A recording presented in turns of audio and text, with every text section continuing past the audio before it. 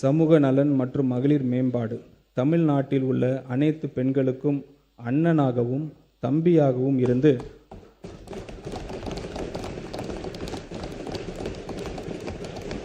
அவர்களுக்கு எப்போதும் துணை நிற்பவர்தான் நமது மாண்புமிகு முதலமைச்சர் அவர்கள். திருமணம் என்பது ஒவ்வொரு பெண்ணின் வாழ்விலும் ஒரு மகிழ்ச்சியான தருணமாகும். இந்த தருணத்தை கொண்டாடும் விதமாக தமிழ்நாட்டில் பெண்கள் அனைவரையும் தன் குடும்பத்தில் ஒருவராக கருதும் நமது மாண்புமிகு முதலமைச்சர் அவர்கள் அப்பெண்களின் திருமணம் நாளில் நமது அரசின் சார்பாக 8 கிராம் தங்க நாணயமும் ஒரு பட்டு புடவையும் அண்ணனின் சீராக வழங்க இருக்கிறார்.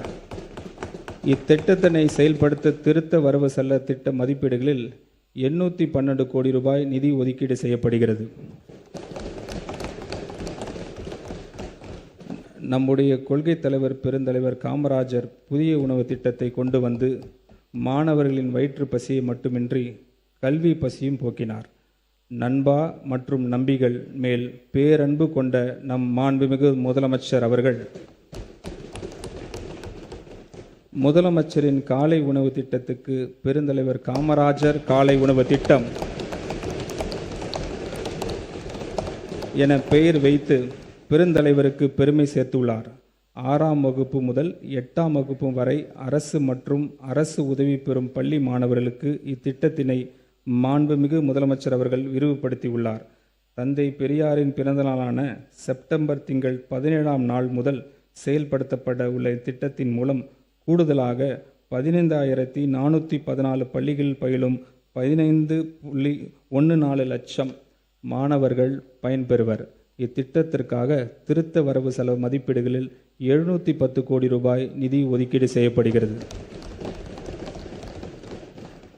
மூத்த குடிமக்கள் கண்ணியமான வாழ்க்கை, மகிழ்ச்சியான முதுமை மற்றும் விரைவான சமூக பாதுகாப்பை உறுதி செய்து முதியோருக்கு உகந்த சூழல் கொண்ட மாநிலமாக தமிழ்நாட்டை உருவாக்குவதில் இந்த அரசு உறுதியாக உள்ளது. மூத்த குடிமக்களுக்கான அனைத்து அவசியமான வசதிகளுடன் கூடிய மூத்த குடிமக்கள் இல்லங்கள், தகுதி வாய்ந்த பராமரிப்பாளர்கள், மருத்துவ பணியாளர்கள் மற்றும் பொழுதுபோக்கு வசதிகளுடன் மாவட்டந்தோறும் எக்ஸ்டெண்ட் செய்யப்படும். முதலாம் ஆண்டில் 12 மாவட்டங்களில் 12 முதியோர் இல்லங்கள் அமைக்கப்படும். ஒவ்வொரு இல்லத்திலும் 40 பயனாளிகள் இடம்பெறுவர். இத்திட்டத்திற்காக 6.6 கோடி ரூபாய் நிதி ஒதுக்கீடு செய்யப்படுகிறது. மேலும் லைப்ரரிஸ், யோகா, தியான வகுப்புகள் மற்றும் இண்டோர் விளையாட்டு வசதிகளுடன் கூடிய மூத்த குடிமக்கள் பொழுதுபோக்கு மையங்கள் முதற்கட்டமாக 5 மாவட்டங்களில் உருவாக்கப்படும். மூத்த குடிமக்களின் மக்கள் தொகை அடிப்படையில் இந்த மாவட்டங்கள் தேர்ந்தெடுக்கப்படும். எதிர்கால தலைமுறையினை நம் வீட்டு குழந்தைகளின் வாழ்வு கொண்டாட்டமாக இருக்க வேண்டும் என்று மனதார விரும்பும் உள்ளம் கொண்டவர் நம் மாண்புமிகு முதலமைச்சர் அவர்கள். விஜய் மாமா, விஜய் மாமா என பாசம் பொங்க அழைக்கும் குழந்தைகள்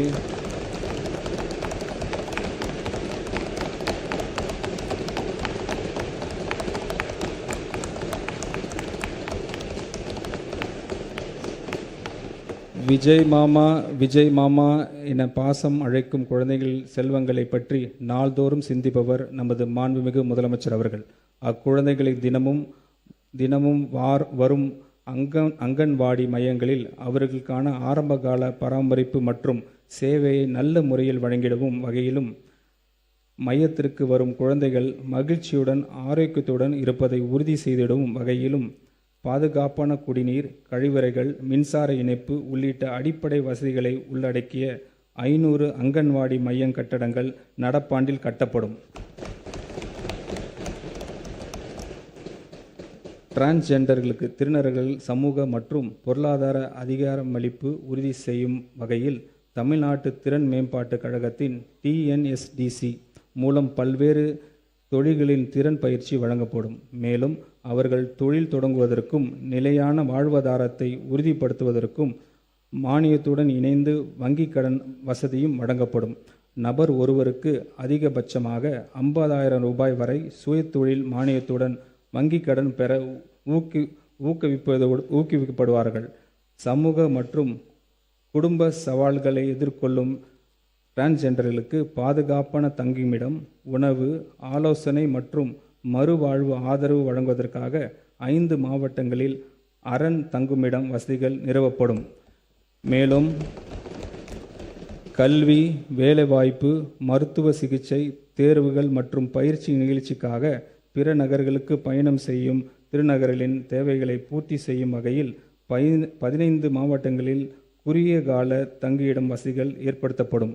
இந்த திருத்த வரவு செலவு திட்ட மதிப்பீடுகளில் சமூக நலன் மற்றும் மகளிர் உரிமை துறைக்கு 9,818 கோடி ரூபாய் ஒதுக்கீடு செய்யப்படுகிறது.